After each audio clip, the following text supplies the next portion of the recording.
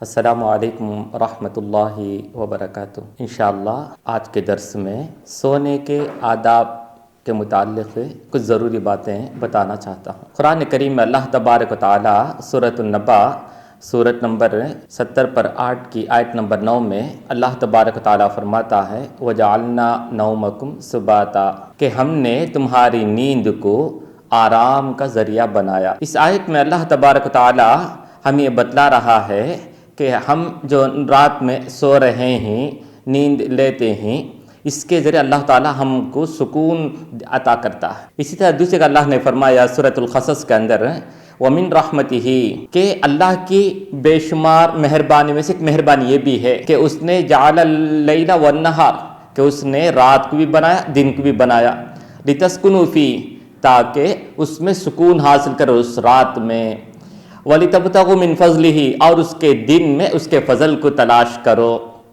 وَلَعَلَّكُمْ تَشْكُرُونَ، اور اس وجہ سے بھی کہ تم اس کا شکر ادا کرو۔ یہ سورۃ القصص سورت نمبر 28 کی آیت نمبر 70 پر 3 میں اللہ تبارک و تعالیٰ نے ارشاد فرمایا۔ اس میں اللہ تبارک و تعالیٰ نے بات بتلائی ہے اس میں سے کہ رات کو اس نے بنایا تاکہ ہم اس میں سکون حاصل کریں۔ دن بھر کے کام دام سب بند ہو جاتے ہیں، آدمی کے تعلقات جو ہے ختم ہو جاتے ہیں اور کوئی کام کاج نہیں رہتا، سکون کے ساتھ سوتا ہے۔ تو آگے اللہ نے فرمایا وَلَعَلَّكُمْ تَشْكُرُونَ، تاکہ تم اس کا شکر ادا کرو، اس نے جو رات بنائی اس کا شکر ادا کرو، رات میں تم آرام کی نیند سوتے ہو اس کا شکر ادا کرو۔ تو یہ شکر کیسے ادا کرنا؟ میرے محترم دوستو، آئیے اللہ کے نبی صلی اللہ علیہ وسلم نے اس کے شکر ادا کرنے کے لیے سونے کے آداب بتلائے ہیں۔ ہم اس کی پابندی کریں، اس کا اہتمام کریں اور اسی طرح اس کا لحاظ رکھیں تو اس کا شکر ادا ہو جائے گا۔ اللہ تعالیٰ نے رات کو ہمارے لیے جو سکون کا ذریعہ بنایا کا شکر ادا کرنے کے لیے، پھر اس نیند کے ذریعے ہم جو دن بھر کا تکان کو دور کرنے اور اسی طرح اللہ کا شکر ادا کرنے کے لیے اللہ کے نبی کے بتائے ہوئے آداب کے مطابق عمل کریں تو اس کا حق ادا ہو جائے۔ تو آئے سب سے پہلے دیکھیں کہ سونے کے متعلق آداب کیا ہیں۔ آدمی کا عام طور پر سونے سے پہلے اول جمائی آنی شروع ہوتی ہے۔ جمائی کے تعلق سے اللہ کے نبی صلی اللہ علیہ وسلم نے فرمایا یہ جو جمائی ہے یہ شیطان کی طرف سے ہے، اس لیے جہاں تک ہو سکے اس کو روکنے کی کوشش کرے۔ جب جمائی آتی ہے جہاں تک ہو سکے اس کو روکنے کی کوشش کرو، اس لیے کہ جب شیطان ہاں کہتا ہے، اس لیے کہ جب آدمی جمائی لینے کے لیے ہاں ہاں کہتا ہے تو ضاحک الشیطان، تو شیطان ہنستا ہے، اور اس لیے جہاں تک اس کو روکنے کی کوشش کرے۔ حدیث بخاری میں 6223 کے اندر موجود ہے۔ میرے محترم دوستو، اسی طرح جابر رضی اللہ عنہ سے روایت ہے، اللہ کے نبی صلی اللہ علیہ وسلم نے فرمایا سونے سے پہلے جب تم سونے کے لیے جاؤ تو اطفئوا المصابیح اذا رقدتم، جب تم سونے کے لیے جاؤ تو جو تیل کا چراغ ہے اس کو جو ہے بجھا دو، وغلقوا الابواب، دروازوں کو بند کر دو، واوقوا الاسقیاء، اسی طرح جو پانی کا مشکیزہ ہے اس کو جو ہے کس کر باندھ دو تاکہ اس کے اندر کوئی چیز داخل نہ ہو، وخمروا الطعام والشراب ولو بعود، اسی طرح کھانے پینے کی چیز ہے تو اس کو ڈھک دو، ڈھکنے کے لیے کوئی چھبی وغیرہ نہیں ہے، کوئی چیز نہیں ہے تو اس کے لیے کیا کم از کم اس کے لیے ایک تنکا ہی اس پر رکھ دو۔ یہ حدیث جو ہے یہ بھی بخاری کے اندر موجود ہے۔ اس طرح اللہ کے نبی صلی اللہ علیہ وسلم نے فرمایا کہ جب ہم سوتے ہیں تو اطمینان کے ساتھ سونا ہے۔ تیل سے جلنے والی چراغ ہے تو اس کو گل کر دینا ہے، بجھا دینا ہے، کہ گلی کا دروازہ وغیرہ کھلا پڑا ہے تو دروازہ کو بند کر دینا ہے۔ اسی طرح کھانے پینے کی چیزیں تو اس کو پوری طرح بند کر دینا ہے تاکہ وہ چیز بھی ہم کو حفاظت کریں اور اس کے اندر کوئی کیڑے مکوڑے پڑنے سے جو ہے وہ محفوظ رہے، تمام چیزوں کا اہتمام کرنا ہے۔ اسی طرح ایک موقع پر کیا ہوا، اب مدینہ کے اندر کسی کا ایک گھر جل گیا، اس کے بارے میں ذکر اللہ کے نبی سے کیا گیا، بہت لمبا واقعہ ہے۔ تو اس میں کیا ہوتا ہے، ایک وہ تیل کا چراغ ہے جس کے اندر بتی ہوتی ہے اور وہ جب جلتے جلتے تیل کم ہوتا ہے تو بتی ادھر نظر آتی ہے۔ رات میں چوہے وغیرہ آتا ہے تو اس کو جو ہے بتی پڑھ کے کھینچ لے جاتی ہے۔ تیل چونکہ وہ تیل میں بھیگا ہوا ہوتا ہے اس لیے وہ بتی مل کر جلنے لگتا ہے، وہ بتی جو ہے شعاعوں کے ساتھ جلنے لگتی ہے تو فوراً ڈر کر چوہے اس کو ڈال کے چلے جاتے ہیں۔ وہ جو بتی سلگتے ہوئے آزو بازو جتنے چیزیں جلنے کی چیزیں ہیں، کپڑے وغیرہ ہیں، سب کو جلا دیتی ہے، ہوتے ہوتے گھر بھی جل جاتا ہے۔ تو اس موقع پر اللہ کے نبی نے فرمایا ہذہ النار انما ہی عدو لکم، یہ جو آگ ہے وہ تمہاری دشمن ہے۔ فاذا نمتم، اس لیے جب تم سونے جاتے ہو تو فاطفئوها عنکم، تو اس کو تم یاد کے ساتھ اس کو جو بجھا دو۔ یہ حدیث بھی بخاری کے اندر موجود ہے۔ تو معلوم ہو سونے سے پہلے جلنے والی چیز جو بھی ہے تو اس کو بجھا دینا ہے۔ اسی طرح گھر پر جو کوئی گیس سلنڈر وغیرہ ہے تو اس کو بند کر دینا ہے۔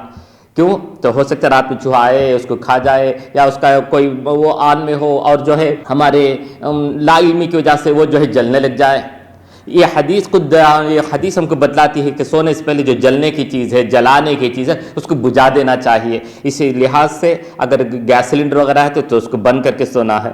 اس طرح سونے سے پہلے جب بستر پر آتے ہیں تو ایسے ہی نہیں سو جانا ہے، کیونکہ ہمارے چلے جانے کے بعد وہ اس بستر میں کون سی چیز آئی ہے، کون سا کیڑا مکوڑا ہے، ہم کو معلوم نہیں۔ اس لیے اللہ کے نبی نے فرمایا جب تم رات میں سونے کے لیے آتے ہو تو اس کو جو ہے بسم اللہ کہہ کر بستر کو 3 بار جھاڑ دو، اس کو جھٹک دو۔ یہ حدیث بخاری میں ہے۔ بسم اللہ کہنے کی بات جو مسلم کے اندر موجود ہے، اس لیے اس کا خیال رکھنا چاہیے۔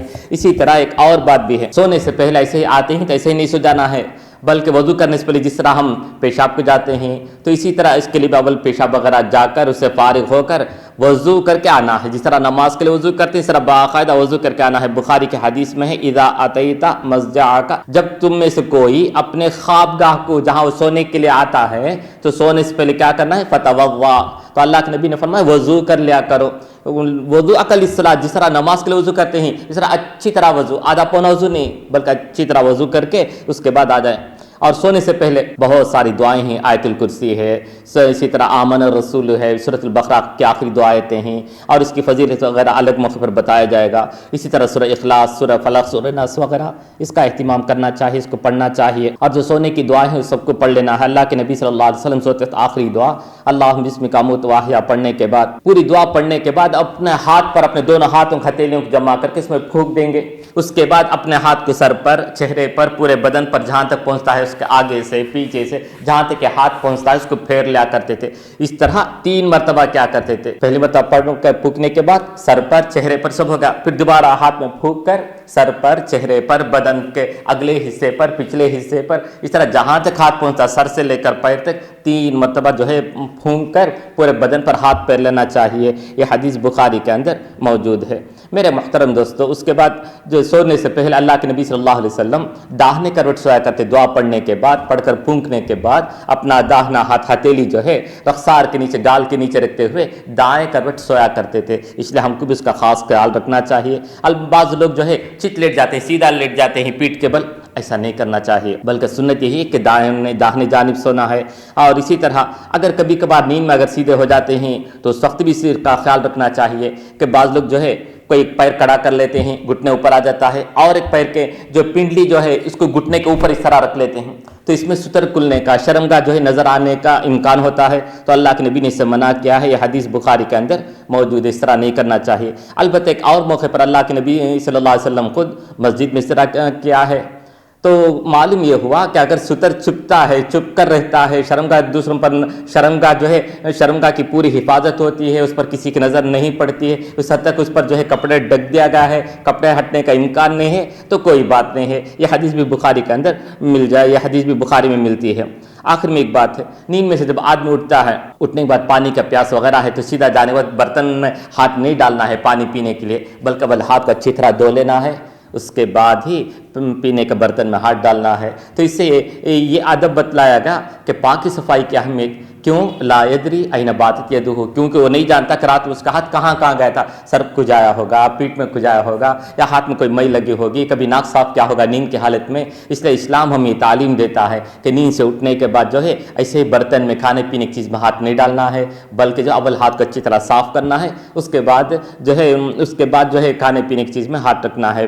اور یہ حدیث جو ہے مسلم کے اندر موجود ہے، اور اس کے علاوہ اور کچھ باتیں ہیں انشاءاللہ اگلے ویڈیو میں بتایا جائے گا۔